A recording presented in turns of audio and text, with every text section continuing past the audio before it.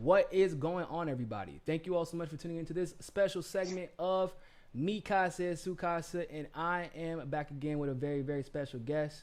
I got with me Justin Jackson.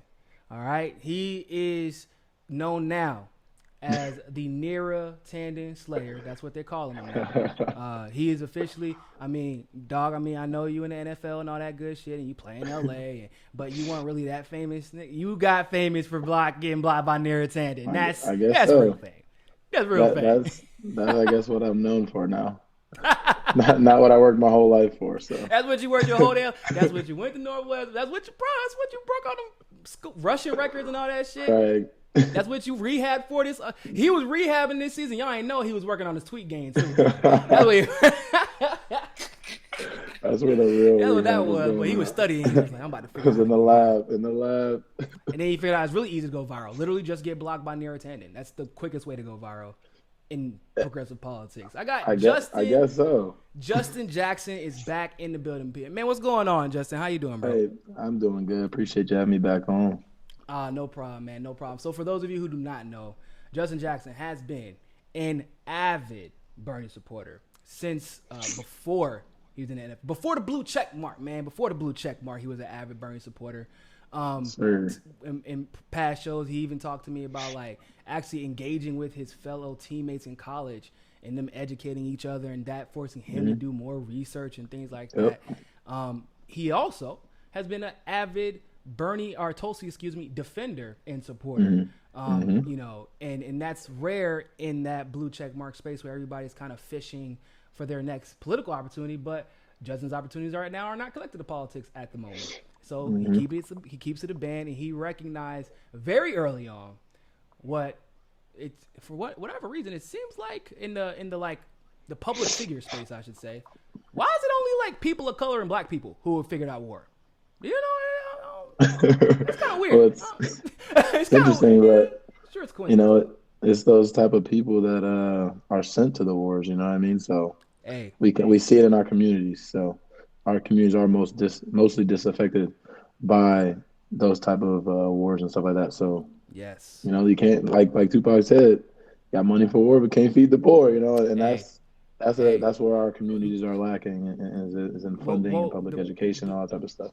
The question about Iran last night, they said basically it went something to the extent of, hey, how mad are you that Trump assassinated Soleimani, with the money that you gave him, and because he didn't get your approval before he did it, how mad are you about that? And then when single payer comes, how you gonna afford that? Right, exactly. Exactly. It's so transparent now, I think, especially in this day and age where you have advocates like Bernie, like AOC, like all these people that actually go on cable news, even like Chang, like when Jane goes on there and says, well, you guys never ask how they're going to fund a war, but you are always asking about single payer. And then they don't know what to say because it's so true. And everyone knows it. Like I said, it's so apparent. And the real reason is those very same people are their advertisers. They're funding their enterprise. So, of course, they're not going to question it. Yep. So, last night, I know you didn't get to catch all of it, but I know you caught the most important part. The exchange between Bernie Sanders and Elizabeth Warren. We're going to play it for the audience real quick. It's just 1 minute just in case you didn't see it because, Lord, baby Jesus, y'all got to see it. Senator Warren confirmed in a statement that in 2018, you told her that you did not believe that a woman could win the election. Why did you say that? Well, as a matter of fact, I didn't say it. And I don't want to waste a whole lot of time on this because this is what Donald Trump and maybe some of the media want. Anybody knows me, knows that it's incomprehensible that I would think that a woman could not be president of the United States. Go to YouTube today. There's a video of me 30 years ago talking about how a woman could become president of the United States. You're saying that you never told Senator Warren that a woman could not win the election. That is correct. Senator Warren, what did you think when Senator Sanders told you a woman could not win the election? Oh, my gosh, they're so bad. They're so transparent. Well, there you have it, Justin. Bernie did say it. Right. So despite him literally saying to your face on national television that he didn't say it, you're gonna 5 seconds later say, "So how'd you feel when he said it?" Yeah. It's Like just the bizarre. the world does a collective like, "Are you kidding me?" Yes, that is Oh my it was gosh. disgusting about it because it's like she was waiting for it. She was anticipating. That's why she stuttered like that because she was like, Right. yeah, I'm ready for this. So what did you feel when he said it, Warren? I know he just told me otherwise, but I get to do what the fuck I want to because I'm on CNN. Right. So, what did you think? One, because the whole clip, which MSNBC conveniently left out. What a surprise! He actually talks also about the fact that in 2015 he tried to get Elizabeth Warren to run, and she refused to, and he said, "I didn't even announce until I was sure you weren't going to run." Right. And when Warren responded, it was, "I disagree." Okay, what about addressing literally every or anything else he said? Right, that he said. And that's what's so interesting about it is you could tell her response was so scripted. Not only was it literally a statement she released the day before, but it was so scripted. And it was almost like the mediator or, gave her or it made it easier for her because she didn't have to actually address if he said it or not because the question was, how'd you feel when he said it? So she didn't actually have to go on the record and say, well, yes, he said it, because then she would obviously be lying. Yep. That's actually, and it's a bigger deal than what people would think because what she was saying is literally slander, right? Yes. And if you put her in a position where, and I knew they weren't going to do that. If you say, well, did Sanders say this, or maybe you're exaggerating, then she would have to say, yes, he did, or no, he didn't. Right. Definitive. She's a former corporate lawyer, people. I disagree was a legal answer. It's vague. I disagree with what? He said a bunch of shit. Like, by the way, most of the things that he responded with were like fact-based, not opinion-based answers. So you disagree with the facts, you disagree with his representation of the facts. Like, give me something, but instead she switched to, well, women can't. I disagree. And you know what? Women can be president one day. Yeah, bitch, everybody's agreeing with you. What you talking about? So, go ahead. It's just, the whole thing is, one, it's just shows how bad Warren's political instincts are. They're just terrible. They're awful. Mm-hmm. And a lot of her, like someone like me, right? I've heard all the arguments, how Warren would be terrible, all this type of stuff. And I'm not one to just, be super extreme one way or the other. I understand that she's not Bernie, but I also understand that she's not Joe Biden. She's somewhere in the middle, which I don't think is what we need. I don't think it's good strategy. Well, she was somewhere in the middle until this weekend.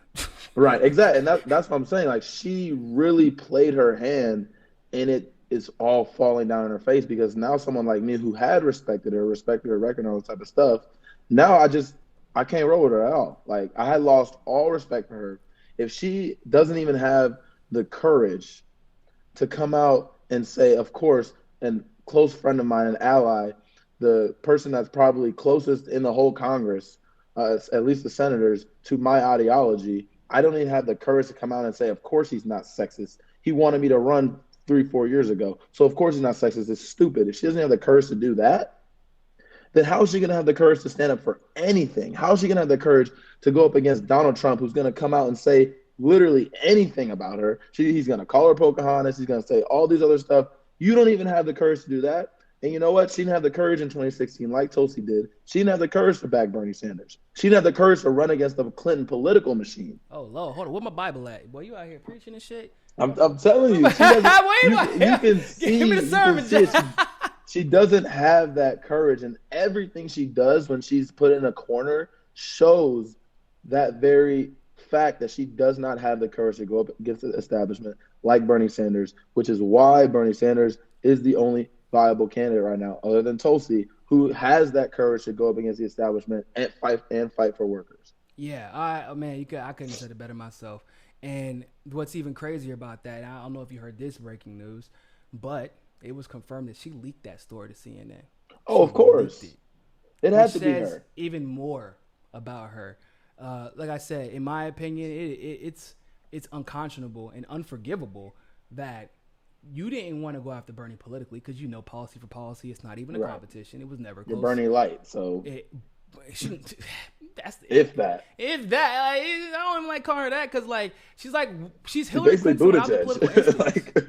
She's Hillary Clinton without the network, without the conviction, and without the political instincts. That's literally her. But that kind of makes her more dangerous because at least Hillary's kind of hard-headed when it comes to some things, and that strength can sometimes when you're trying to be when you're working in your own self-interest can be a little bit more controlled. That's not Warren. Warren is, I will go whichever way the wind blows as long as you all like me and my career is celebrated. That's more dangerous than anything else because you don't know who she could be influenced by. She stood up to clap for Trump. She voted to give Trump more money for the military. She recognized Juan Guaido as the illegal president of Venezuela. Like, okay, does anybody not see? Okay, are you sure that you stopped being a Republican at 47? Are you sure? You know? Right. So she's basically progressive on banking issues, and that's pretty much it. And even then, like, she wagged. I think that people. So somebody has put it. I want to say it was Adrian. It was Adrian. Someone on the network said we live in a soundbite culture. A lot of people remember her wagging her finger. What people don't know is that she was taking money, almost more than any other candidate, millions of dollars from the finance and securities industry at the exact same time. Right. And then she helped to usher in Dodd-Frank. That's how the CFPB, that's how Dodd-Frank was ushered in. They used CFPB as a Trojan horse. Right. And it's funny because a lot of us remember her literally wagging her finger at these, bank executives like, you know what, you should be fired. No, they should be prosecuted for criminally bankrupting the country by sending it into one of the world into a global recession off of fraud. They should be prosecuted for that. You know that. Right. She had a committee. Obama gave her a committee to handle business. And like you said, you should be fired. What the fuck? That ain't gonna get my house back. That ain't gonna... and get what, $30 million severance package? A severance package, and then they're just gonna they have a revolving door for CEOs. Right.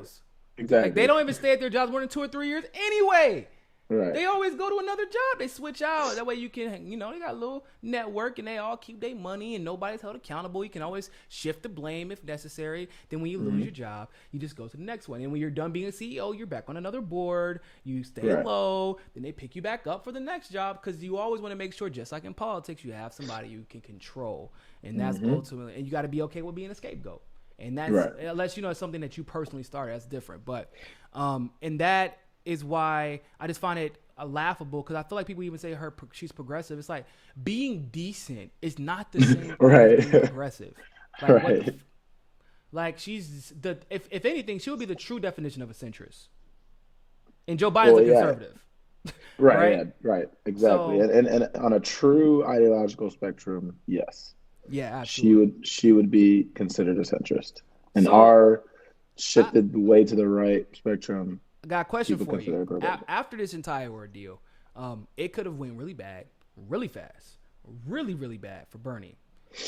However, I think Bernie handled it well by not amplifying it on Twitter like he could have, like his campaign. Then Toastys came in, Jesus Christ, with the 1-2 punch. Then Bernie came in during this debate, and he really held his composure. He made sure, which is actually something that I care about. He didn't call her a friend. You noticed that? Yeah, usually that's what he always starts off with. Right. He, like, look, he always starts off with that. Always in with Biden, y'all. Like, come on. No, Bernie. Not this time. But he wasn't rude. He even lowered his voice and his tone and made it a little bit softer and was explaining himself. And then even after for Handshake Gate for everybody, you could see he was actually getting red. Cause like, really, you gonna come up to me? You know what? That's it. I'm done. We're good. Right. It's cool. Cause you know what that was going on national TV. Like, bet. We got it. Okay, bet. Yeah, we got all right. For those of you who don't know what okay bet means, it's like, all right, I get it. I ain't fucking with you no more. So and it could have went south, but instead this morning, Never Warren is trending. It's trending. After Refund Warren was trending the other day. Yep. After Refund Warren was trending. Warren is a snake was trending. And this ain't no like little. This is 70,000, 80,000 tweets at once per like hashtag. For the first four political hashtags, it was all people shit talking Warren. So do you believe this is the end of her campaign? I think it'll go. I think her numbers will go down. I mean, you see freaking Mika Brzezinski on Morning Joe calling her out for this, and Aaron Burnett on CNN calling her out for this. Like, you done did yourself in. You know what I mean? Like, when the mainstream media pundits are calling you out for this snake effort, which is what it was. Women in mainstream, right? And I mean, it's like you said, it's so apparent that she leaked it. They were the only two in the conversation. It comes out leaked to CNN a day before the CNN debate, and 20-some days before the Iowa caucus, where she feels like she needs to pawn off Bernie supporters from him, which is also a terrible strategy, because she should be trying to go after Buttigieg voters, because those are who her voters are. Her voters are more affluent, whiter, college-educated people, and that's not Bernie's base. And I want to believe that she was actually trying to get the Kamala voters and the Cory Booker voters who had just become available. And she conflated those who vote for identity, like because somebody is black, like those type of identitarians, with somebody who will vote for identity because you're a white woman. Because I'll tell you right now, and I'm sure Justin can co-sign on this, white women don't get a pass in our community. You ain't getting an invite to the barbecue just because I lost my cousin's invite. The fuck? That's not how that's. I gotta put up with my cousin. That's my cousin. I gotta put up with him. I don't know you like that, dog. Right. And so she was trying to go after a certain class of voters that, one, she didn't understand how to go get. And I think that became apparent. And two, she didn't think about the repercussions before. Like, just because this what she did, when you got a never Warren, I don't even think I ever saw it. I saw Kamala destroy hashtag, not a never Kamala hashtag. Right. You know what I'm saying? Like, that's it for you. There is never going to be another chance for you to be president ever again after that. Because they were making it clear, like, oh, maybe they're talking about the primary. You go through the tweets. Oh, no, these motherfuckers serious. They talking about, no, not in the general. I'm not voting for her. She will never get my vote. Yeah, I'm supposed to be like primary or, and I'm like, but I don't think she understands. And this is what makes it so funny, right? She's like, yes, Bernie basically is a sexist because he doesn't believe that a woman can be at the highest office in this land. But I don't want to talk about it. Like, you can't level that charge in a progressive community and then play it off like it's nothing. That's a huge charge, calling someone a sexist. Yeah. They don't believe women can be in power. That is a huge charge, and you have to back that up with facts. You can't back that up with, oh, it happened, but I don't really want to talk about it. And then you want to be friends with him because you guys share values, but he's a sexist. But you guys share values. That doesn't make any sense. Like, you're not making any sense. You're the first one to bring that up. You're the first one to bring that up. Bernie just said the most sexist shit you could ever say to such a degree that I thought I should leak it to CNN because I thought it could kill his campaign and his entire legacy. But I want to be friends with him because we share those values. Right. It doesn't make any sense. You're not making sense. And that's what it's just, the whole thing is laughable. How you can level that charge on the person who literally put away his ego to support a woman in 2016 after he wanted another woman to run instead of him. And now you're going to say he's a sexist. And he told you to your face in a closed door meeting. And if you've ever looked at the makeup of his campaign at the highest level, bro, that thing is ran by women. Right. Like, it's ran by women. There are more women and women of color than there are of any other like demographic in his entire campaign. And like, if you look at Nina, for example, Nina is going to be the reason he wins South Carolina. Like, it's going to be between he, Biden, and Tulsi.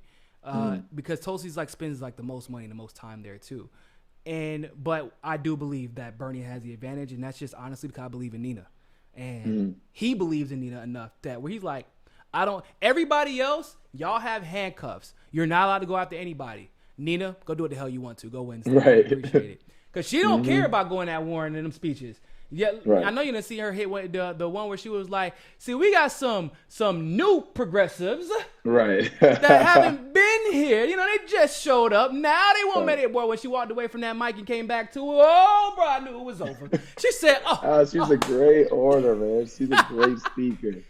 But that type of trust, if a person is inherently sexist or even exhibiting implicit sexist like biases, bro, you're not sending a black woman to go win a state as important as South Carolina for you, Right. even if she's black.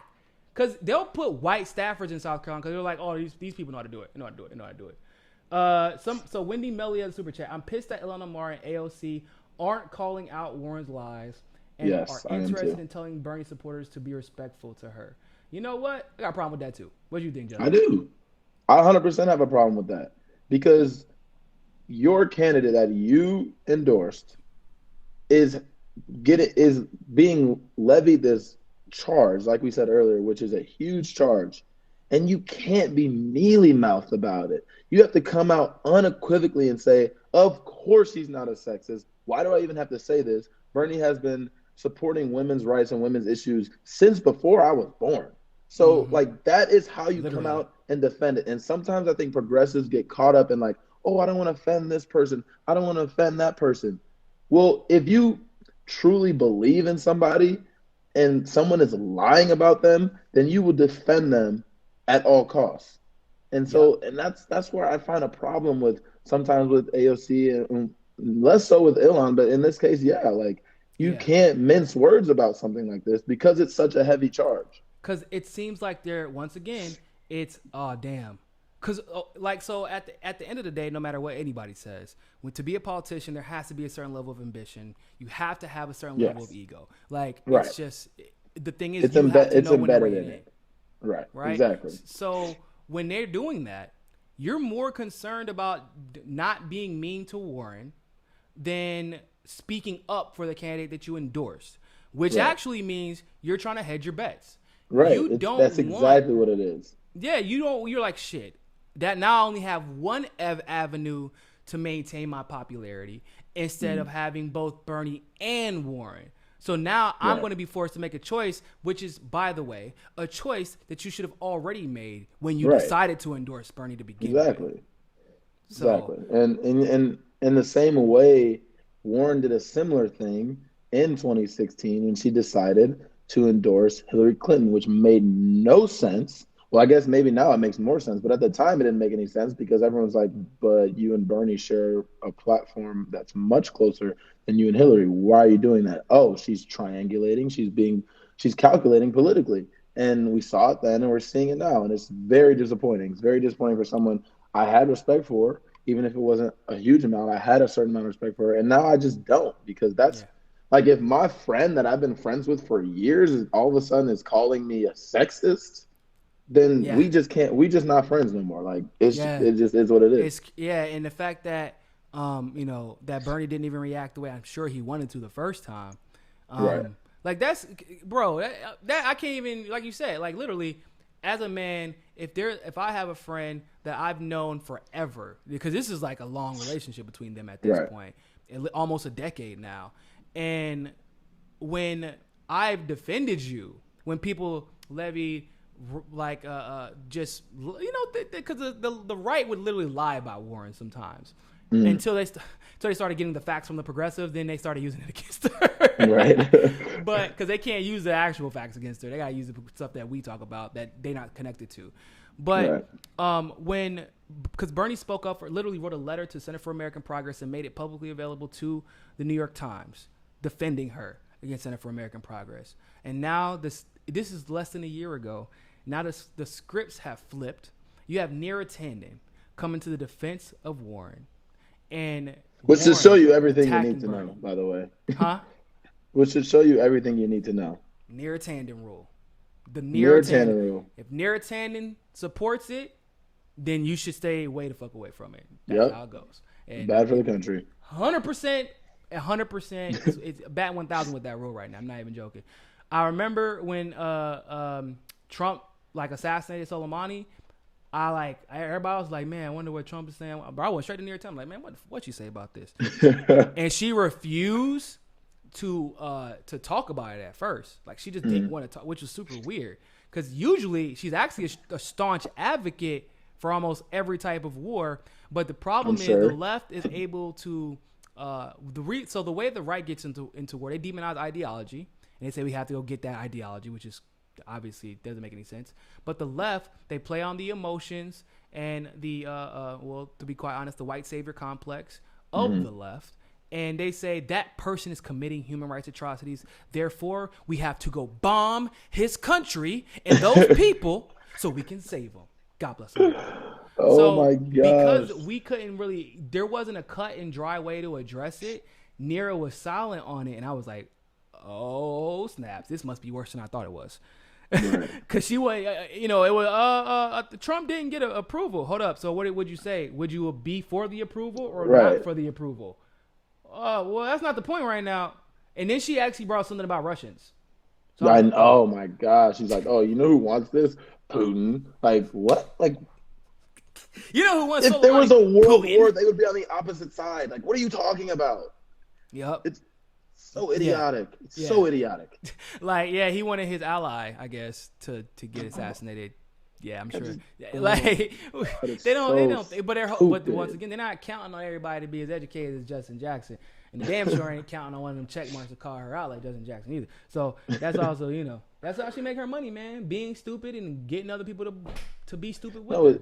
It's so interesting how you could get everything wrong and still be enthralled within the heights of the Democratic Party elite. Like how you can do literally everything wrong in a campaign, and then people like you still have credibility attached to your name. It makes no sense. Pretty sure it's a requirement. Not even joking. Debbie Wasserman Schultz was possibly she was trash as a politician. She was trash, as in she wasn't even good at politicking. People in politics didn't even in the party didn't even like her. But when you're that ostracized and when you're socially awkward, you're much easier to control, especially if you're stupid. If you're stupid, oh, bro, you'll get shot. Look at Biden. Biden is not intelligent. He's never been intelligent. And I don't want to insult the man. Well, he's just never been an intelligent or thoughtful human being. He did not think things through before he talked. And his whole shtick has always been, oh, well, I'm the Democrat who's not afraid to say that the Republicans are right. That's basically been every single time he was on the House or Senate floor. He's like, and I'll make the hard choice to say that we should cut Social Security and Medicare. And my Democratic colleagues won't like that. Yeah, guess what? Because it's a terrible idea. Why don't you go join the Republican Party? I'll tell the world we need to put, the majority of the black inner city population in jail. And you know what? Sometimes that's just what the Democrats need to hear. And if they don't like it, I don't care. That's what kind of president I'll be. It's like, Biden, did you actually rehearse this shit before? You actually came out and said that? Nah, he usually I think he does, actually. I think he does rehearse this shit, and that's what makes it kind of scarier. But I'm genuinely happy though. Overall, 'cause I'm sure you've seen it too. Warren really inadvertently brought the movement back together because a lot of people who were misguided, we'll call it that for now, they were selling this dream. Even people within Bernie's campaign, shout out to Bree and shout out to Nina because they weren't having that shit. They were talking about that Bernie and Warren would be the dream ticket. In what world? In what world? Even when Warren was decent, it wasn't a good idea. When she was perceived as decent, it's because I don't know, you pretended to be Native American, used their plight for profit, and threw them under the bus. You think people are not going to remember that? Yeah. And plus she's not bringing anything. Her base is the type of okay, well, we're just going to vote for the Democrat no matter who it is. So you're not bringing any new people into the coalition with her being your VP. It's not politically a smart move to do.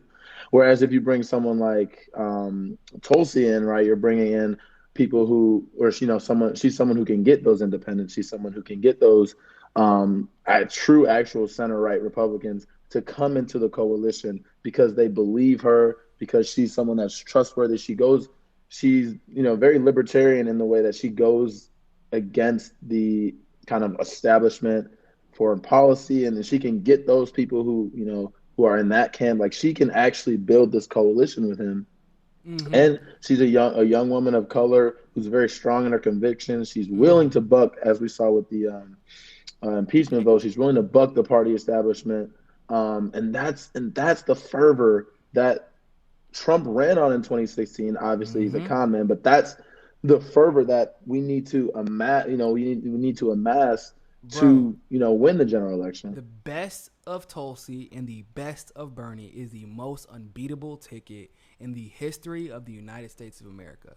People think that FDR and Henry Wallace. Nah, bro, Bernie's better than FDR. He is. In people, it might sound crazy to people, but he is. But there were a lot of shortcomings about FDR that Bernie also has, because at a certain point, we're all limited by our experiences, right? At the end of the day, Bernie has the experiences of a Jewish white guy that was raised in the Northeast.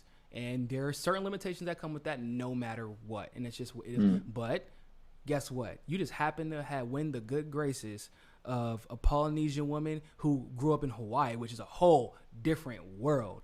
That is not even that's why bro, one time I was joking with Tulsi because she didn't know what ID Paul was. I was like, ID Paul, she was like, no, what does that mean? I was like, it means identity policy. She said, oh, I'm still trying to get this lingo. She's like, what, Tulsi? You catch up, please. Like, girl, you are a millennial. Act like. But she's like, they're just that they don't place a lot of emphasis and focus on social media and technology and things like that. It's a different world down there. Yeah, and she sees the world differently, and that Polynesian conviction is a thing. Like the loyalty is. Why do you think that her campaign is ran by her family? And it's like people who get hired, bro, you're getting handpicked and you're getting vetted thoroughly before you ever get hired to her campaign. And that's just how they are. But when we're talking about a Bernie administration, one of Bernie's shortcomings that I like him to address is his problem with putting bad people around him. But that comes from one of his strengths of being an independent his whole life and not letting other people influence him. So now he's taking on a job that's so big that he can't do it by himself. By himself, exactly. But we know that Tulsi can bring in the right people. Regardless, Tulsi has this weird way of bringing it. She can find a Republican and just happen to find the best Republican in the room where they might disagree on literally one thing. And they're just Republican because they grew up in the in the wrong district. Right.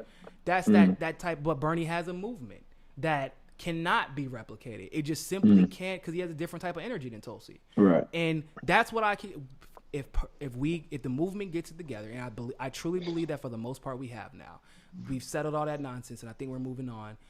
We could get a Bernie Tulsi Bernie ticket. I really don't care either way at this point, and we can win all 50 states. We could win a mandate that we have never seen before. We could change the entire world by just getting over our egos, recognizing that they're allies. They both have their shortcomings. They both have their significant strengths above everybody else in the field, and get them elected.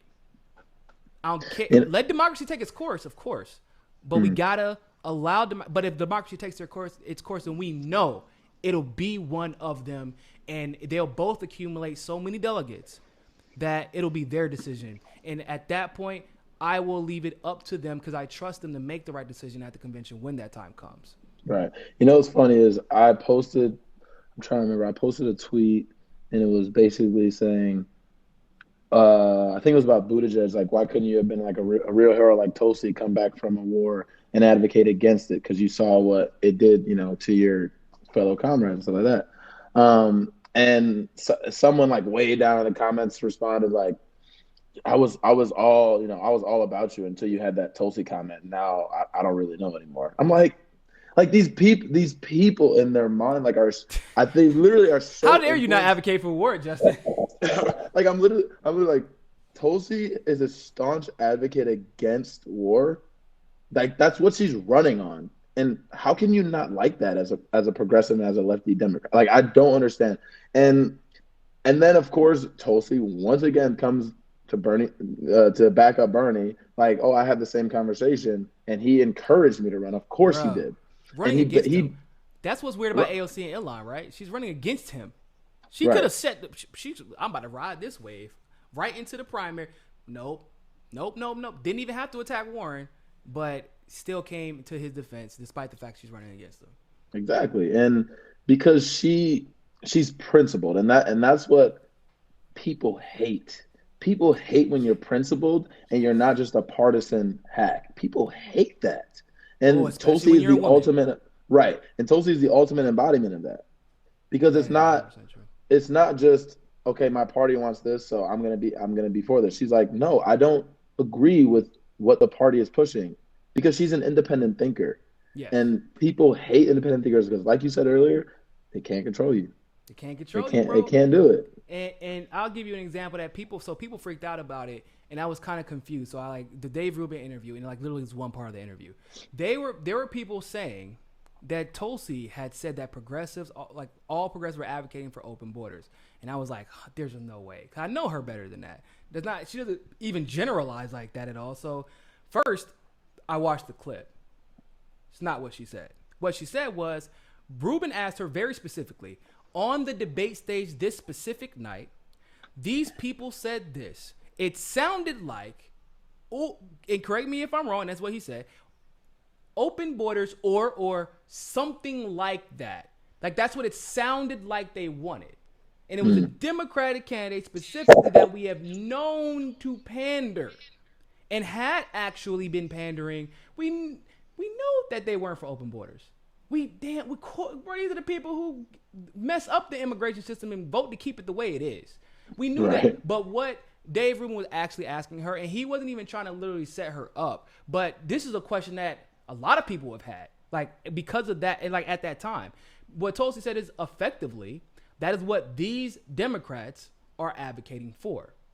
That's what they're advocating for. She said whether or not they support that, but like the answer is no, they don't. They support open borders as much as they support Medicare for all. Don't they talk about how they, at the beginning, didn't everybody want to single parent in the beginning except for fucking Biden. Right.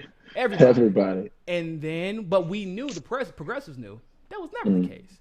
And so what Tulsi was pointing out was they're effectively advocating for open borders, but that is, first of all, not what we need right now. That would be toxic because a lot of people out there that got a lot of beef with us, and I'm sure they would be more than willing to take it out on us. But she was like, what we need is what we need, of course, is what they didn't follow up with, is comprehensive immigration reform. How about we give people an opportunity, treat them with dignity, not destroy their countries. So they don't have to come here. And I go, so here's the thing, though. I'm like, so why do people keep saying? Because it's like, when you start seeing something quoted over and over and over again, you're like, somebody said this shit. Let me figure out the video. Of course, I go to TYT. I hear Anna. And literally, why is she saying that all of the progressive left advocates for open? I'm like, hold up. I'm so confused. Because she made a nuanced discussion based off of the facts we know about these candidates, the situation, and that debate. She said all progressive. I was insulted because I'm like, hold up, bro. I know you did not just call Cory Booker progressive. Right. Because that's basically who they were talking about, right?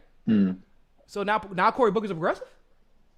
But that was, once again, like you said, it was so principled. It was so nuanced. It was so well thought out. And then, unfortunately for our case, it just happened to be with the arch nemesis of Anna Kasperi and Dave Rubin, right? That, like, Anna took it personally once again, took a principled stance, and made it seem like because it was principled, it wasn't progressive. And that I can't get down with. Yeah, and my whole issue with people that bash Tulsi constantly, it's like, okay, maybe you don't agree with all of her platform, which, you know what, a lot of people don't agree with all of Bernie's platform. That's fine. But what she is bringing to the table, the voice that she's bringing to the table, the policies that she's pushing for, this anti-war policy, spending more here, not spending all this money abroad, is something that needs to be pushed to the public. More. So why would you constantly bash her, even if you didn't agree with everything she says? If the main focal point of her whole campaign is something that, as a progressive, is deeply entrenched in our ideology, why would you not want that voice on the stage? What do you feel about people who say, because I noticed, because I noticed you don't do that. I noticed Fiorella, for example, doesn't do that. Katie Halper doesn't do it either, where people will say, if Tulsi does something amazing, I don't always agree with her, but I like this one thing she did, or I like this. But when, like, for example, with Bernie, I don't have to say, well, I don't always agree with Bernie. You should know that I don't always agree with Bernie. Right. You're not always going to agree with, unless I don't you're have to agree with any of them. Right. Unless you're just a stan of that person. Yeah. Like, if you're an actual principled person, you're looking, like, I support Bernie because I mostly agree with I would agree with the platform he's pushing for. Like, he is the most in accordance of what I want, and his strategy and his experience and all the movement he has behind him. That's why I'm with Bernie. And then guess what? If you swapped someone else and put him in that position and was doing everything Bernie's doing, I would be for that person. I'm not just for Bernie because I'm a Bernie stan. Like, that's something that annoys me to no end. I mean, because then people can't step back and say, well, no, I don't agree when Bernie did this. Yeah, but that's like, okay, there are people because who we can push him. Julian Assange in their bio, and I'm like, so I know you don't agree with Bernie on everything, so why don't you start every sentence with that? Right. But you never see that. You don't, and you don't have to say that, because that should be inherent in whatever comment you make. Okay, right. But if you're going to compliment someone for doing something great, then just compliment them on it. Yeah. Mm-hmm. Don't equivocate. Don't qualify. Just compliment them. And if you don't do that, it's, in my opinion, generally it's because of two things. It's an ego thing. And you're worried how other people go, oh my God, people going to think I'm not a Bernie supporter. They're going to think I'm not a Bernie. Oh my God. Like, no, bro, they're just going to think you complimenting somebody who is also great. Right. And you don't want to make Toastys seem so well or so good at what she's doing that she's like competition for Bernie. And that's also, if you're not going to compliment, are you going to qualify something like that with your then just don't compliment at all, right? Because I'm first and foremost, I said this morning, there are three things that we have to fight for, and it's very much so in this specific order. It's democracy first, the progressive movement second, and then your progressive candidate last. And honestly, at a distant last. And that's not to say that Tulsi and Bernie are not awesome. But the reason I like Bernie so much, the reason I like Tulsi so much, is because their whole thing is, it ain't about them. Right, exactly. Exactly. So when we're talking about, like, for example, I was talking about rightfully critiquing allies this morning because I did a video saying, yo, we got to get this together. Bernie and Tulsi people, it's time. We seen what we're up against, and they're united now. So now we got to get on the ball. And I said, there's a way. First of all, when you celebrate somebody, celebrate them and leave it at that between those two. But if you critique them, there's a way to go about it. Hey, man. Hey, you know what, Bernie? I would like to see you address election integrity a little bit more often. Right. Doesn't mean I have to say, because Tulsi is doing it so much better. Oh, my God, bro. You got to. Nope. Bernie, this is what I would like to see from you. Tulsi, I would like to see you explain single payer plus a little bit more so I can understand how it compares legitimately so to Medicare for all. Maybe we can even combine both elements, the best of both elements, and get, meet in the middle. Like, that's how you critique an ally. Right. That's how you critique an ally. Exactly. And you know what? And, I watched Jimmy's show a lot, and something he said openly, and he, obviously he said he's supporting Tulsi. Oh, God. Okay, man. Y'all don't go tell Jimmy that Justin be watching his show. I know because... John, what's up, Jimmy? You saw how he reacted when Tulsi shouted him out on the Joe Rogan podcast. Man, he didn't let him live it down. Right, the way he been through at TYT, I do not blame him because he talked shit for 2 years straight. They were dragging his name through the mud, and then he came out on top, though. That's for damn sure. Right. But go ahead, man. What I was gonna say was, obviously he said he's supporting Tulsi in the primaries, but he said, look, I think Bernie's healthcare plan is one, and I think Tulsi's plan is two. He came out and openly said it, like, okay, just because his candidate, he agrees with another candidate more on this, doesn't mean that it's a huge deal that, that he maybe he wants to push Tulsi more towards this. Yeah. That's fine. You know what I mean? He's not also being like, oh, but Tulsi's plan is basically Buttigieg's plan. Like, he's not. Oh, that's a lie. I mean, that's dumb. That's stupid. Just because it's not Medicare for all. Okay, it's single payer plus. It's similar to the Australian system, which is a really good system. Maybe you want a different system more. That's fine. You know what I mean? It's just like you have to be able to, like you said, critique your own candidate, but also not have to disparage something else. With the unequivocally. they do it with the associations, right? They do it with the they don't do it on the substance. They do it on the associations, which is what makes it even worse.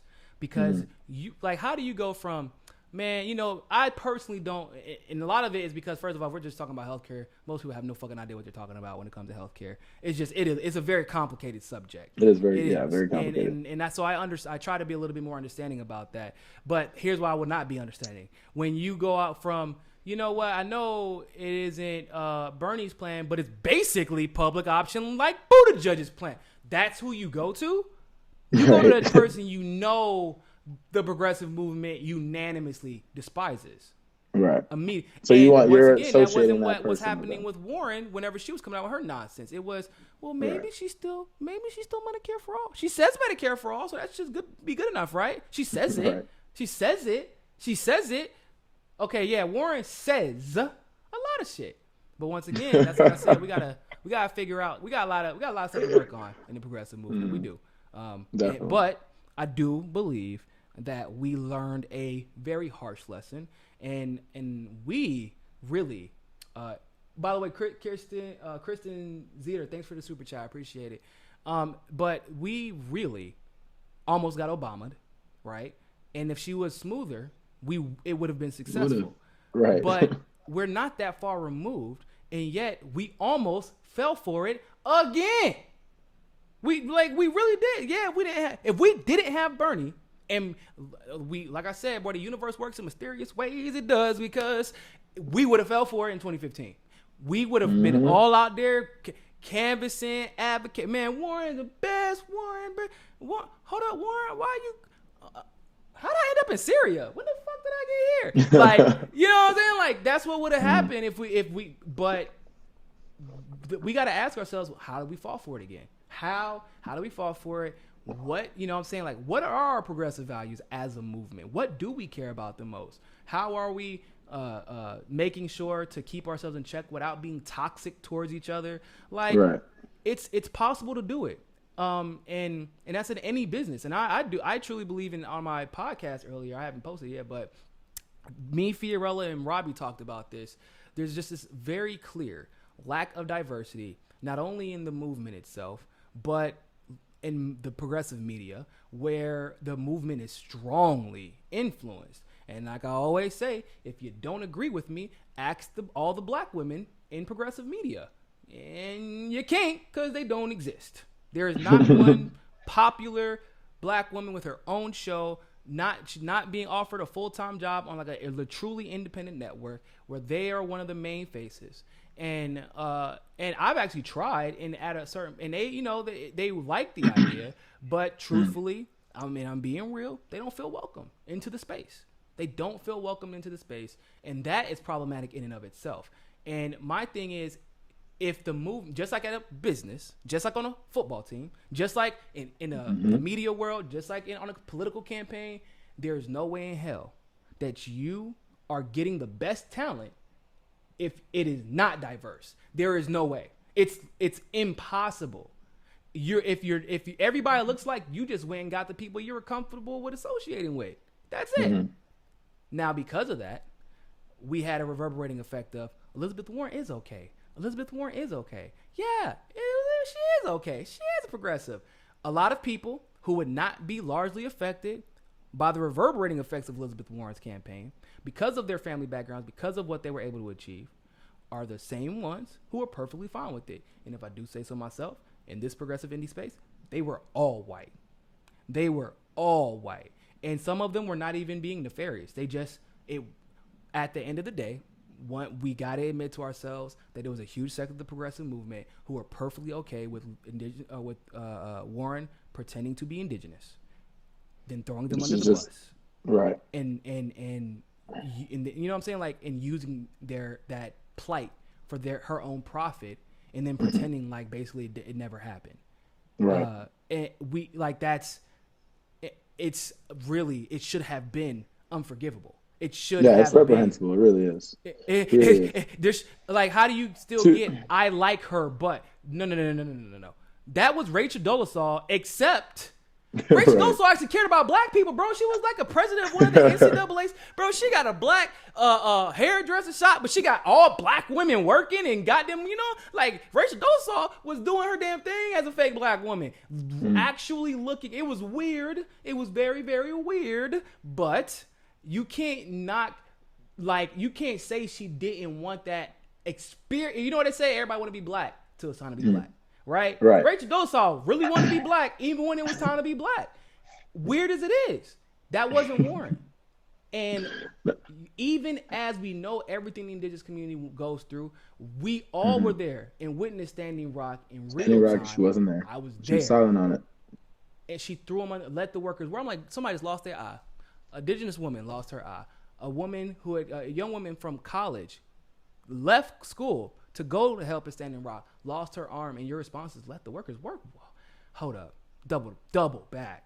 Like, it makes it worse that you actually thought that you were Native American and you were still quick to throw them right under the bus. And our movement as a whole, or at least at large, was just way too okay with that. And that's why they're way too okay with shutting down black voices and people of color and women of color and of dissent whenever they disagree. It can't ever be a healthy disagreement where we just engage and have intellectual conversations, because at the end of the day, people are conditioned a certain way to not value the opinions of someone that didn't come from the same privileged background as them, right? It's like the Definitely. QB situation. Everybody's so surprised at what Lamar Jackson. They're like, oh my God, he's actually super intelligent on the field.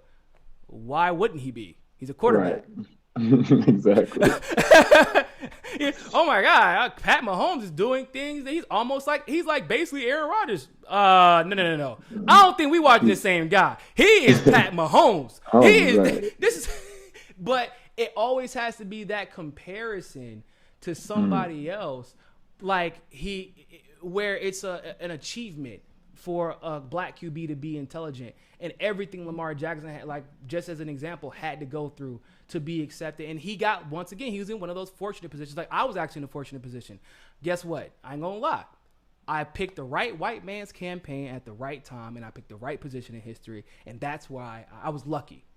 And I have a lot of the talent, the God-given talent, that a lot of people who are not in a position to affect change like I am have, but never got the opportunity to. And you are going to have a lot of opportunities after you get out of the NFL. You really are. Like, you're extremely intelligent. You're very well spoken. You're thoughtful. Like, you also went to a very good school on top of that. And you're going to have the opportunities a lot of running backs won't get because they don't talk like you. They don't walk like you. You know what I'm saying? They're not welcomed because they can't speak as quote unquote professionally as you. Right. And so because of your experiences, you were lucky enough to be put in unique situations. But when you got coaches in the NFL getting picked up as head coaches, as after being only a wide receiver coach, hold up, what? When there's literally no black head coaches outside of Tomlin now, excuse me, and like Coach Lynn. Yep. Okay, yeah, so it's an all-time great. Okay, so that's basically our standard. If you better be an all-time great, or you don't get the opportunity. And that can't be the standard going forward for the progressive movement. It can't be, because we're never going to find out who our all-time greats are. And just like I said, and in business and sports and any other avenue, we cannot have the best movement we can get unless it is diverse as it can be. 100%. Go ahead. Yeah, no, I definitely agree with that. We have to have diversity of thought, and diversity, obviously, demographically. But I think when you bring in those different voices, those diverse voices, like you said, you get a different experience. And when you get that different experience, it brings so much more to the table, which is why I think, like we were talking about earlier, Bernie puts a lot of women of color, a lot of just diversity within his campaign, because he doesn't have those personal experiences, and he needs someone to be able to speak to that better than he can, who speaks the language. You know what I mean? Every white friend is a black friend to say, hey, bro, don't say that shit. Right. Exactly. And at the same time, I do think when you look at, and here's a contrast between Bernie and Liz, where, a lot of, more so back in his last campaign for president in 2015 or whatever it was, When he had the Black Lives Matter protests and all that type of stuff, he let them come on stage, he let them talk, he let them, you know what I mean? That was a big deal And to you me. could just see he interacted with them in a more genuine way. Whereas when Liz was having those protesters, she was just like, I don't know what to do. Ayanna Presley, come help. Oh, You did know what she I call the mean? security? Oh, I didn't see that one. I saw the one where Are you Ayanna talking about Presley came Hillary? on stage. No, I'm talking about Liz. I I don't know thought if you she got. saw it when I don't know, she was at some speech and it was I like a felt like she Women's called Day speech or security. something. Yeah. But I just know that Ayanna Presley kind of had to come on and say that, and Ayanna Presley did a great job, speaking to those protesters and everything. But Bernie it just felt like he could speak to their problems and speak with them, interact with them in a better fashion. Bernie is not a perfect individual, but No, and no one is. because you just look at situations like what you just described. That those women were angry, and guess what? Right. Those women have every goddamn right to be Every angry. right. Every right. Damn right to be. Especially, oh my God, do y'all remember what was happening at this time? This is around Right. Ferguson. This Right. is around Exactly. Michael Brown. Mm-hmm. Like, bro, they should have been angrier if you got. And Bernie, I guess what? I know he was frustrated. It's okay. He's human. Like, he's Right. giving a speech. He's doing his thing. He's trying to fight for their rights. Right. But it didn't matter. I might be frustrated, but ain't nothing compared to what they're going through. The Right. floor is yours. And then he Right. hired someone from Black Lives Matter that same week. And that is what makes him special. It's not that he's perfect and people think that. It's that he knows he's not. And he might mess up once. In fact, Bernie is almost guaranteed to mess up one time. But he won't generally do it a second time in a major way. And he generally tries to once again. He admitted his staff was way too white last time, but that was a function of his background and experiences. Right. He And not a lot of went people from knew of him at that point. You know what I mean? Vermont to, oh shit, I have to now understand the demographics, the complex demographics of an entire nation. Right. I can't do this again. Once again, Nina, go win me South Carolina. I'm just going to chill over here and shut the hell up. Go win me South Carolina. And look, he's about to win because he trusted in that stuff. So I know you ain't got all day, man. You got any final words, any final middle fingers for Warren or Nira or what? Oh man, look, I really am trying to, I don't like to disparage people, and I don't like to disparage any voter. I don't even like to disparage Trump voters because I know that a lot of them in 2016 voted for him because, hey, maybe their top issue was my job got outsourced through NAFTA, and he's saying he's going to bring the job back, and I'm desperate, so I'm going to vote for him. You know what I mean? I don't like to pit a whole 64 million people and say, oh, they're all racist, because I don't believe that.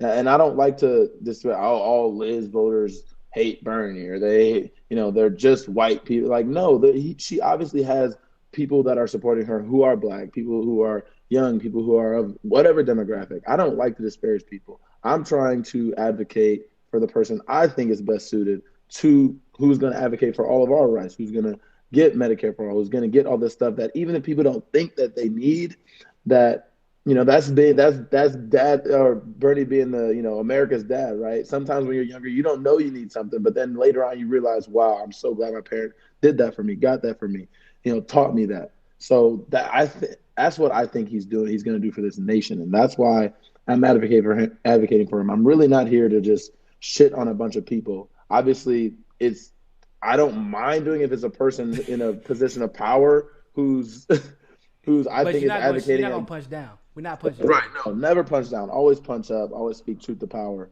And that's really kind of my take on all this. That's what I'm going to continue to do. And I really want the Democratic Party to actually do what it says it wants to do, and that's be a Big Ten party. But you can't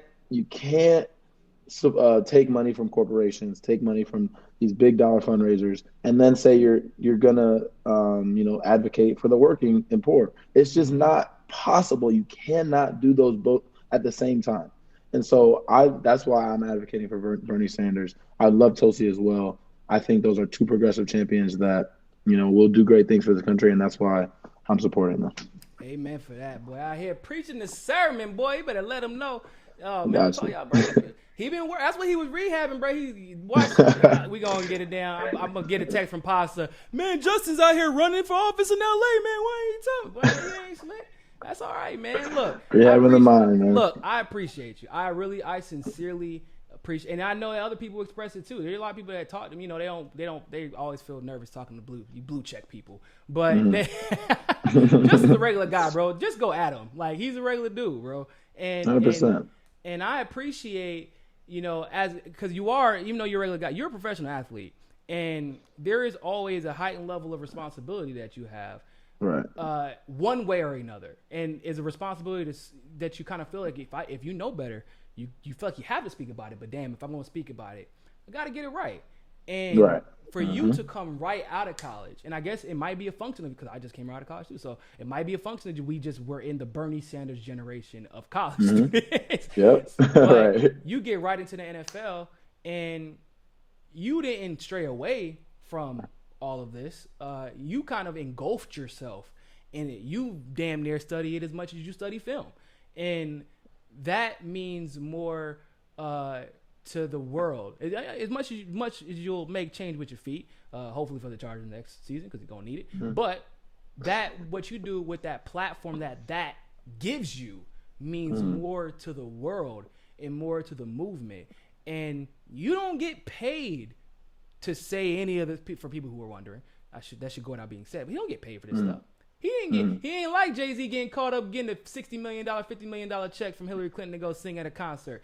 He ain't that famous yet. But but it could hurt him, and he ain't getting paid for it if he gets it wrong. No, matter of fact, it can hurt him more if he gets it right, as we've seen. And for you to be willing to do that, man, it means a lot, and I hope that people learn from that example around you, not only in the NFL, but also in other sports and professional avenues as well. So I appreciate it. For sure, man. I appreciate that. For everybody else, thank you all so much for tuning into this live stream segment of Mika Says Sukasa. And always remember, more than anything else. Oh, before I go, interrupt him out. Go follow Justin if you don't yet. Go follow him. It's tell him where it is. It's on Twitter. It's J_manprime21, and on Instagram it's JJPrime21. So I appreciate you guys. Instagram is where Justin be flexing. In case y'all wonder. No flexing here. I ain't got money like that now. Oh man! Come on. All right, man. So, all right, peeps. Always remember, more than anything else, find your balance. Peace.